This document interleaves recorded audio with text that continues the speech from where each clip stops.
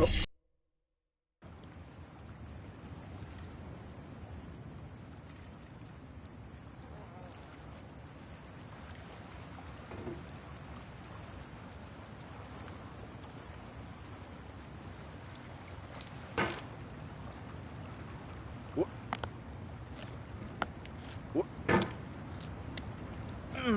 There's no feeling more intense than starting over. If you deleted your homework the day before it was due, as I have, or if you left your wallet at home and you have to go back after spending an hour in the commute. If you won some money at the casino and then put all your winnings on red but it came up black. If you got your best shirt dry cleaned before a wedding and then immediately dropped food on it. If you won an argument with a friend and then later discovered that they just returned to their original view. Starting over is harder than starting up. If you're not ready for that, like if you've already had a bad day, then what you're about to go through might be too much. Feel free to go away and come back. I'll be here. Alright, thanks for coming with me on this trip. I'll understand if you have to take a break at any point. Just find a safe place to stop and quit the game. Don't worry, I'll save your progress, always, even your mistakes. This game is a homage to a free game that came out in 2002 titled Sexy Hiking. The author of that game was Jazuo, a mysterious Czech designer who was known at the time as the father of B games. And B games are rough assemblages of found objects.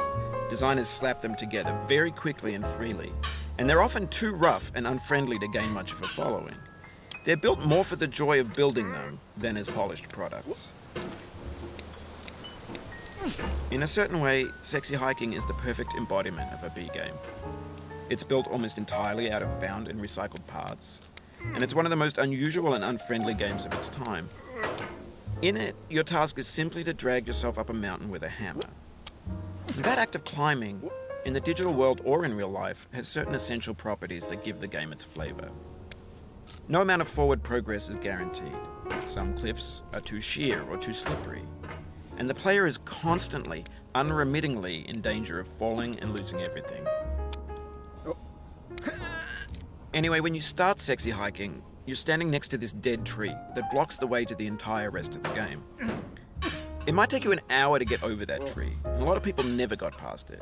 You prod and you poke at it, exploring the limits of your reach and your strength, trying to find a way up and over. And there's a sense of truth in that lack of compromise. Most obstacles in video game worlds are fake. You can be completely confident in your ability to get through them once you have the correct method or the correct equipment or just by spending enough time. In that sense, every pixelated obstacle in Sexy Hiking is real. The obstacles in Sexy Hiking are unyielding, and that makes the game uniquely frustrating. But I'm not sure Jazuo intended to make a frustrating game. The frustration is just essential to the act of climbing, and it's authentic to the process of building a game about climbing. A funny thing happened to me as I was building this mountain. I'd have an idea for a new obstacle, and I'd build it, test it, and it would usually turn out to be unreasonably hard. But I couldn't bring myself to make it easier. It already felt like my inability to get past the new obstacle was my fault as a player rather than as a builder. Imaginary mountains build themselves from our efforts to climb them, and it's our repeated attempts to reach the summit that turns those mountains into something real. When you're building a video game world, you're building with ideas, and that can be like working with quickset cement. You mold your ideas into a certain shape that can be played with, and in the process of playing with them, they begin to harden and set until they're immutable, like rock. And at that point, you can't change the world. Not without breaking it into pieces and starting fresh with new ideas. For years now, people have been predicting that games would soon be made out of prefabricated objects, bought in a store and assembled into a world. And for the most part, that hasn't happened, because the objects in the stores are trash. I don't mean they look bad or that they're badly made, although a lot of them are. I mean they're trash in the way that food becomes trash as soon as you put it in the sink. Things are made to be consumed and used in a certain context, and once the moment is gone, they transform into garbage. In the context of technology, those moments pass by in seconds. Over time, we've poured more and more refuse into this vast digital landfill that we call the internet. It now vastly outnumbers and outweighs the things that are fresh and untainted and unused. When everything around us is cultural trash, trash becomes the new medium, the lingua franca of the digital age. And you can build culture out of trash. But only trash culture. B games, B movies, B music, B philosophy.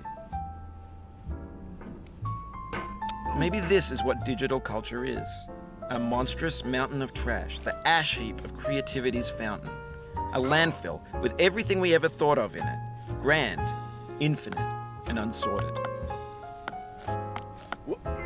There's 3D models of breakfast, Gen X's fanfic novels, scan magazines, green screen Shia LaBeouf, banned snuff scenes on LiveLeak. Facebook's got lifelike bots with unbranded adverts and candid shots of Kanye and Taylor Swift mashups, car crash epic failed GIFs, Russian dashcam vids, discussions of McRibs, discarded, forgotten, unrecycled, muddled, rotten, untitled. Everything's fresh for about 6 seconds, until some newer thing beckons and we hit refresh. And there's years of persevering, disappearing into the pile, out of style, out of sight. In this context, it's tempting to make friendly content that's gentle, that lets you churn through it but not earn it. Why make something demanding if it just gets piled up in the landfill, filed in with the bland things? When games were new, they wanted a lot from you. Daunting you, taunting you, resetting and delaying you. Players played stoically. Now everyone's turned off by that. They want to burn through it quickly, a quick fix for the fickle, some tricks for the clicks of the feckless. But that's not you, you're an acrobat. You could swallow a baseball bat. Now I know, most likely you're watching this on YouTube or Twitch, while some dude with 10 million views does it for you, like a baby bird being fed chewed up food. That's culture too. But on the off chance that you're playing this, what I'm saying is, trash is disposable, but maybe it doesn't have to be approachable. What's the feeling like? Are you stressed? I guess you don't hate it if you got this far. Feeling frustrated? It's underrated. An orange is sweet, juicy fruit locked inside a bitter peel. That's not how I feel about a challenge. I only want the bitterness. It's coffee. It's grapefruit. It's licorice.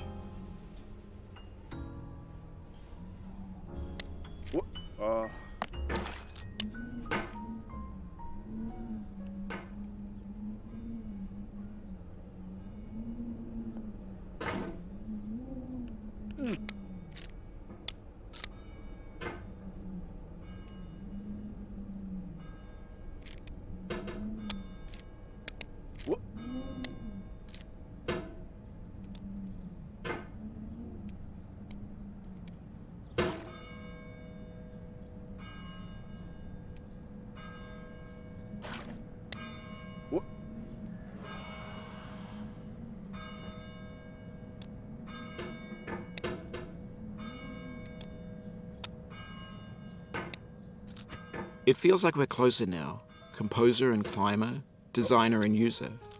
You could have refused, but you didn't. There was something in you that was hidden, that chose to continue.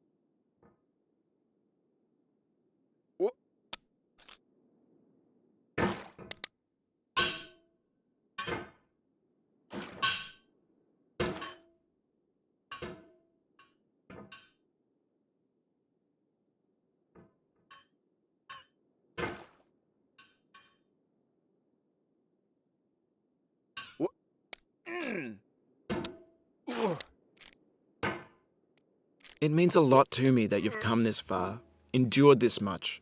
Every wisecrack, every insensitivity, every setback you've forgiven me is a kingly gift that you've given me.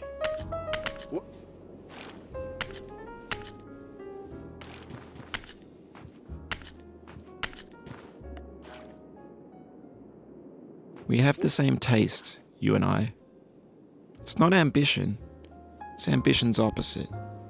An obdurate mission to taste defeat. You'll feel bad if you win, so I put this snake in for you.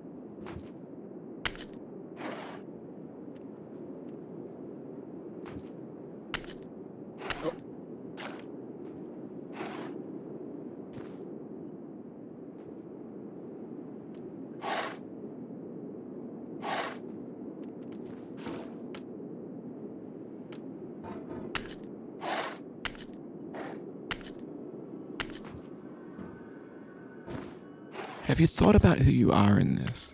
Are you the man in the pot, Diogenes? Are you his hand? Are you the top of his hammer? I think not.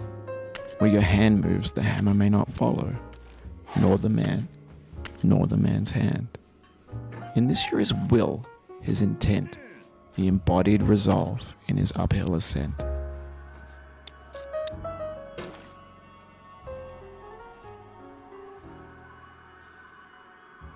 Now, you've conquered the ice cliff, the platforms, the church, and the rectory, the living room and the factory, the playground, the construction site, the granite rocks, and the lakeside.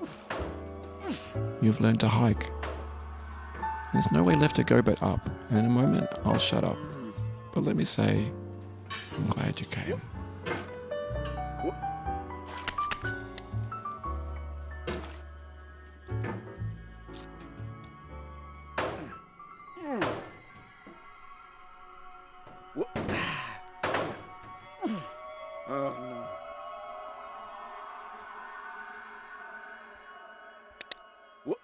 I dedicate this game to you, the one who came this far. I give it to you with all my love.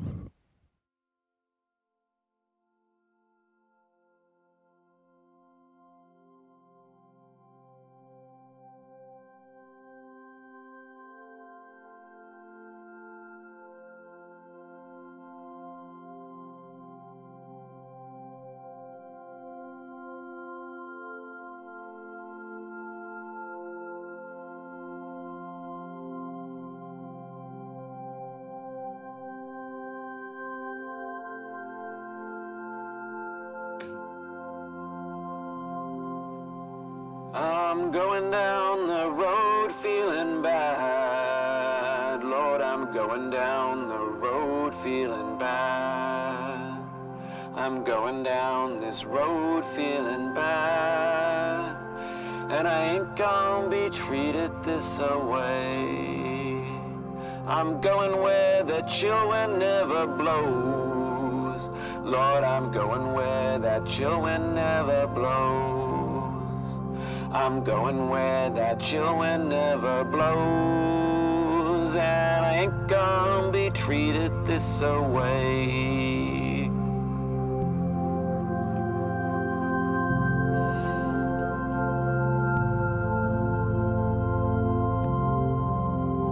I'm going where the climate suits my cauldron.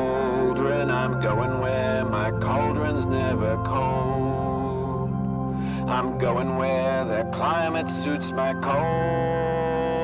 I ain't gonna be treated this away.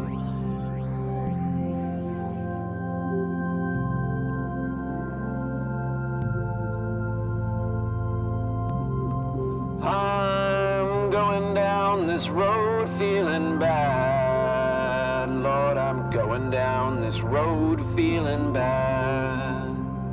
I'm going down this road feeling bad.